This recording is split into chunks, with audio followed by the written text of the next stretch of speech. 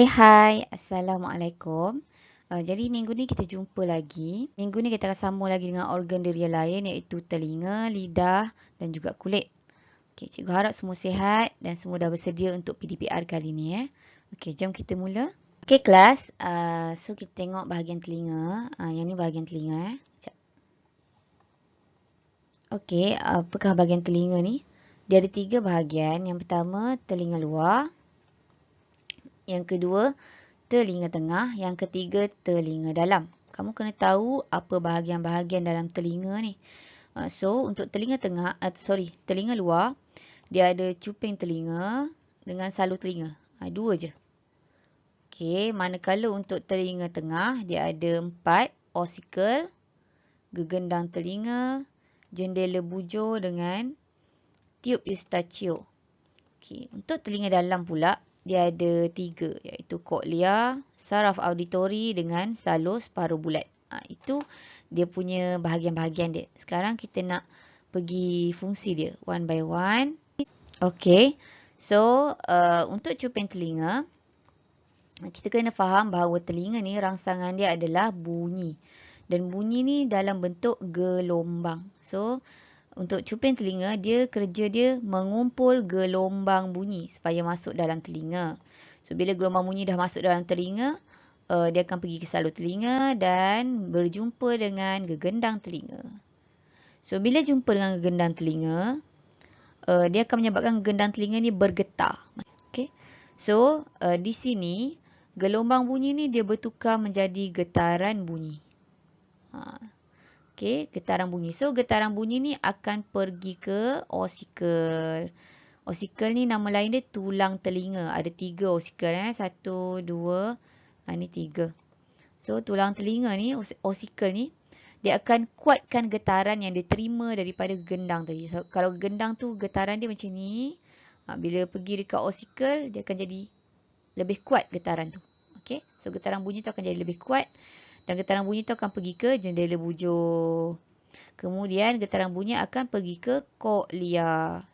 Koklea ni isi dia dalam dia adalah bendaleh, cecair. Okay, dan dalam koklea ni ada reseptor. Apa reseptor? Kita imbas balik. Reseptor ni adalah sel-sel yang mengesan rangsangan. Okay, bahagian yang mengesan rangsangan. Dan bila dikesan rangsangan, dia akan hasilkan impuls saraf. Dan impuls saraf tu akan dihantar ke saraf auditori. Saraf auditori dan saraf auditori akan hantar ke otak. Bila hantar ke otak, okey, otak akan tafsir bunyi tu. Barulah bunyi tu boleh didengari. So kalau kita nak compare, nak banding, kalau mata reseptor dia dekat retina. Fotoreseptor kan nama dia. Reseptor dia kat retina kalau mata. Tapi kalau telinga, reseptor dia dekat koklea. Okey, ada 2 benda yang cikgu tak sebut sepanjang perjalanan, sepanjang fungsi ni. Cikgu tak sebut 2 benda iaitu salur separuh bulat, struktur ni, dan juga tube Eustachio. Kenapa cikgu tak sebut 2 bahagian ni? Sebab 2 bahagian ni tak terlibat dengan pendengaran. Sebab tu dah tak ada lalu pun. Okey, sebab salur separuh bulat ni, kerja dia adalah mengesan kedudukan kepala dan mengawal keseimbangan badan. So, salur separuh bulat ni penting untuk kawal keseimbangan badan. Dan lagi satu yang cikgu tak sebut, tube Eustachio pun tak terlibat dengan pendengaran. Tapi kerja dia menyeimbangkan tekanan udara kedua-dua belah telinga. Sebab kita perasan telinga kita ada lubang kan.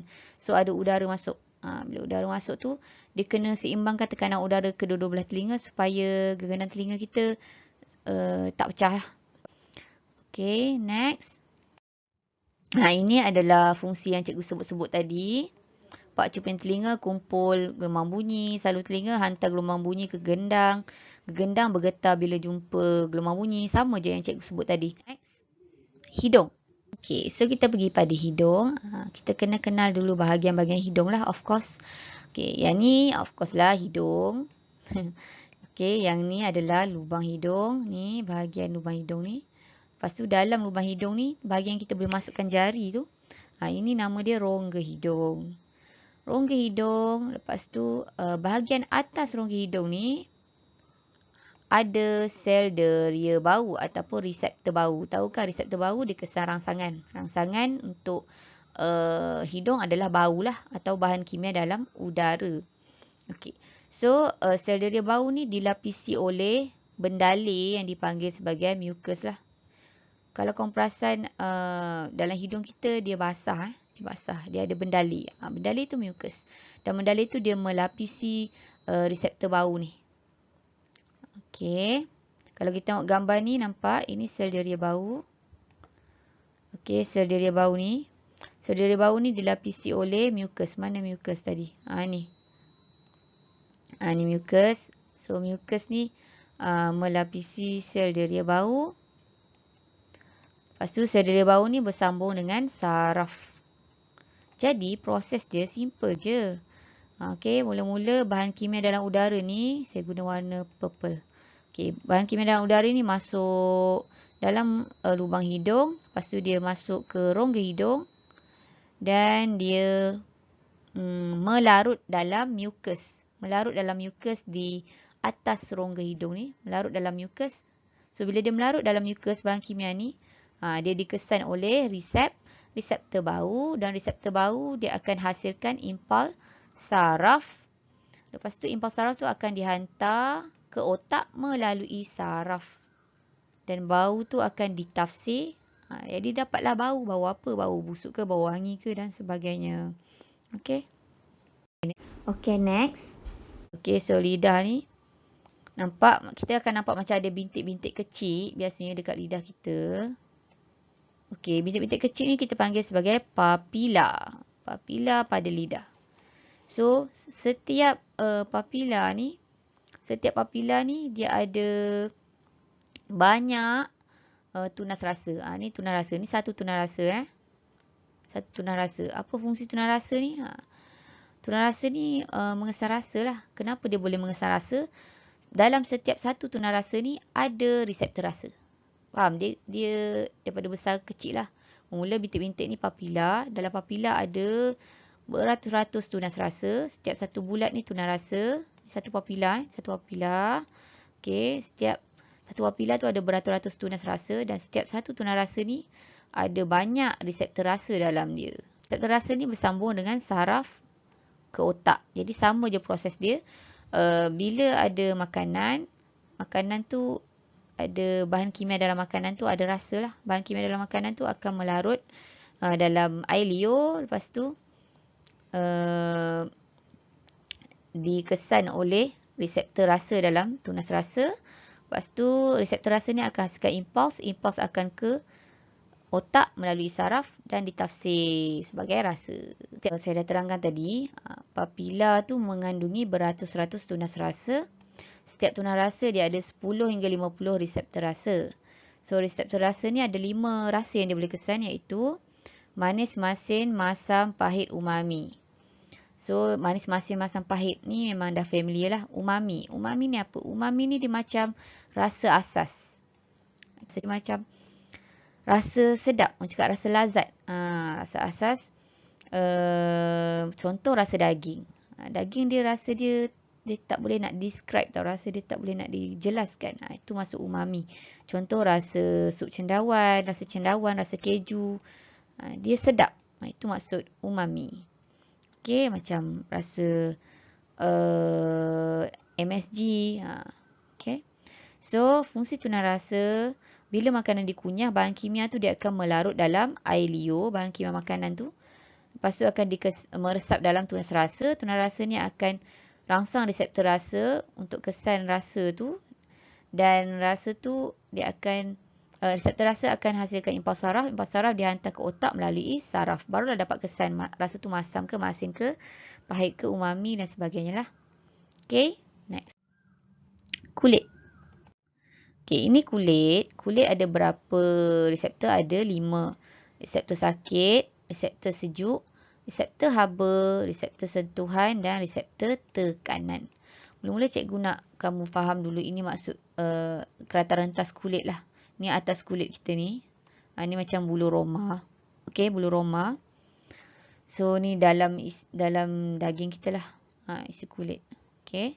So, mula-mula kena kenal dulu lapisan kulit. Dia ada epidermis. Epi maksud dia luar, dermis maksudnya kulit. So, epidermis adalah kulit luar. So, kulit luar. Okay. So, dermis maksud dia kulit lah. Dan last sekali lemak. So, kulit kita ni terdiri daripada epidermis, dermis dengan lapisan lemak. Cikgu akan ajar yang obvious dulu. Okay. Reseptor yang paling dekat dengan kulit. Paling dekat dengan kulit dan rupa dia macam pokok tak ada daun ni. Ia adalah reseptor sakit. Reseptor sakit dia memang paling dekat dengan kulit supaya kita senang rasa sakit. Tak nak lambat rasa sakit. So, dia dapat menyelamatkan kita lah. So, reseptor sakit of course dia mengesar rangsangan sakit lah. This one. Okay, dan reseptor yang paling jauh daripada kulit, kita panggil dia reseptor tekanan. Paling bawah sekali. So, kalau ada label, cari dulu dua ni. Yang paling atas mesti sakit, yang paling bawah mesti reseptor tekanan. Supaya untuk mengesar rangsangan tekanan pada kulit. Macam kalau kita angkat benda berat tu macam tekanan jugalah. Kita angkat tu, barulah reseptor tekanan tu akan rasa. Benda tu berat sangat ke kita angkat, benda tu ringan sangat ke, dan sebagainya. Dia letak bawah sekali. Dan yang di tengah-tengah ni ada reseptor haba, reseptor sentuhan dan reseptor sejuk. Okey, reseptor sentuhan dia biasanya agak lonjong atau panjang dan dia dekat juga dengan kulit tapi dia tak sedekat reseptor sakit. Ini untuk mengesar sentuhan pada kulit. Dan reseptor haba dan sejuk biasanya duduk bersebelahan. Okey, dan biasanya kalau sejuk ni dia lebih bulat sikit, kecil sikit, dan reseptor haba ni lebih lonjong sikit.